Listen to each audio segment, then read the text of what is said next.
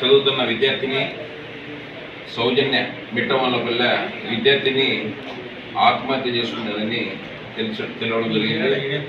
దీనికి తారకరత్న అనే అతను పూర్తి కారకుడు అని కొంతమంది ఆరోపణలు చేస్తే దాని మీద పూర్వాపరాలు విచారించమని కఠినమైన చర్య తీసుకోమని మండిపల్లి రామప్రసాద్ రెడ్డి గారి ఆఫీస్ నుంచి వెంటనే ఆదేశాలు ఇవ్వడం, వెంటనే వాటి మీద చర్య తీసుకోమని చెప్పడం జరిగింది.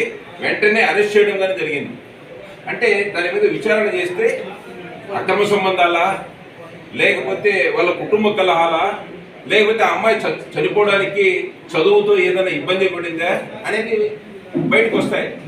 90,000 పైచులకు ఈ రాయచూడు తాలూకాలో ఓట్లు వేశారు. ఓట్లు వేసినప్పుడు నీతి నిజాయితీ సభ్యత సంస్కారంగా ఉంటుందని మేము అనుకోము.